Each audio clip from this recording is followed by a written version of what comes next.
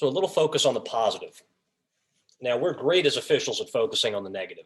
A lot of our training is actually about what not to do. I know that from my time at US Lacrosse, and a good bit of what I started doing my last few years at USL was focusing more on the positive, that you make the calls, got away from just all the negative calls that could happen and more toward good calls, more toward stuff that of officials not calling something and not calling it correctly. So the idea here is a focus on the positive is a different thing in the brain. So Mike Leiner, who wrote a great book called "It's Not All Black and White," he did the 1986 or 87 Alabama Georgia SEC championship game. Was an excellent linesman or line judge, and he wrote that the difference between good officials and great officials is that great officials want the play, want the ball coming at them. And when I read that, I was like, all right, I can do that mentally. And so even today, I don't care what game it is. It could be a 9U game. It could be a college game that I got tomorrow. Fine. Uh, when I've got to play near the crease and I'm the leader single side official, I'm telling myself, come at me. I'm in my head. I'm telling the ball carrier, come my way. I want you to dodge my direction because I know I'm going to make the correct call.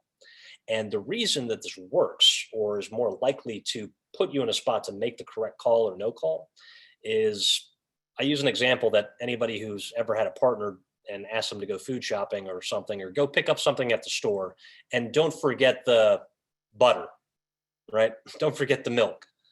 They come back with all sorts of stuff, but what's the one thing they forget? The milk or the butter, or whatever you told them explicitly not to forget. So the brain likes to categorize things, and that's what it is. It's a pattern seeking organ, thinking organ. And when you put something into the negative, it makes it much more likely that that kind of gets segregated in the brain and that it's going to be forgotten, which is really odd. So, but the opposite of that is if we put something in the positive, I really need you to get the milk, much more likely to go get the milk and have that be remembered.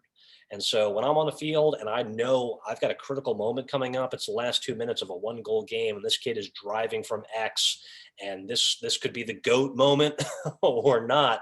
I want the play coming at me because I'm telling myself, I've got this, I've got this. And he's running at the crease. I'm like, he's coming at me. I've got the feet. I've got the feet. I know what to do right here. And it increases the likelihood that I'm going to be focused enough to make the correct call or the correct no call, depending on what's going on. Ghosting. Before your first game this season, if you want to get better at setting a threshold, do this activity.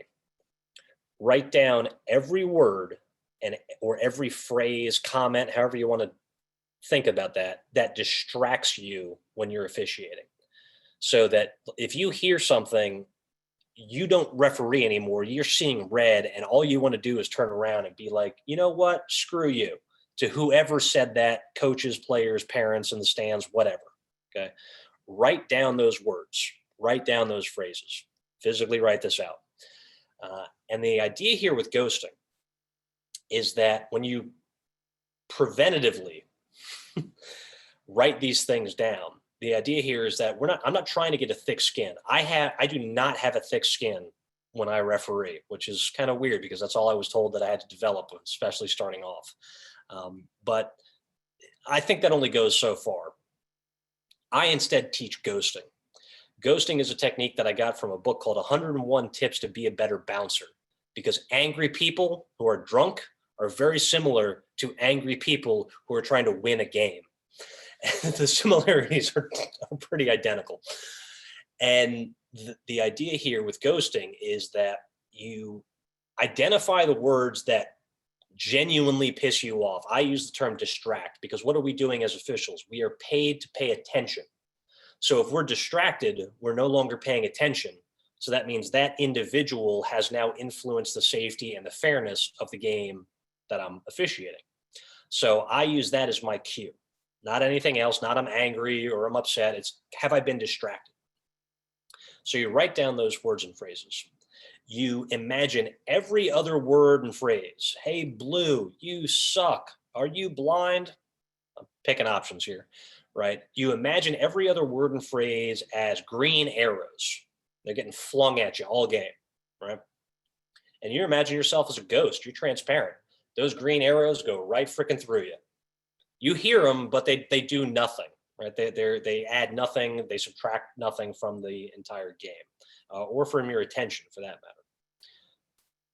But the words you wrote down, the phrases you wrote down, those are red arrows, and those stick. Those make contact. Those, when distracted, for me, that's my cue. When I'm distracted, now I have to act. Now in lacrosse, I can use the ramp. I can use a warning. I can do a conduct foul and turn the ball over. I can do a conduct foul and 30-second penalty. I can do an unsportsmanlike conduct. I can do another unsportsmanlike conduct and toss the offending individual.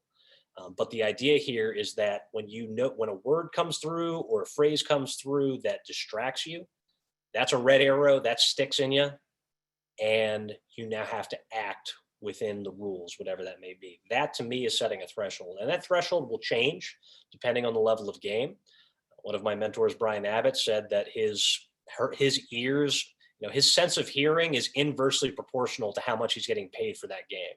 So when he's doing a Hopkins Maryland's game, he's paid to tune out a lot.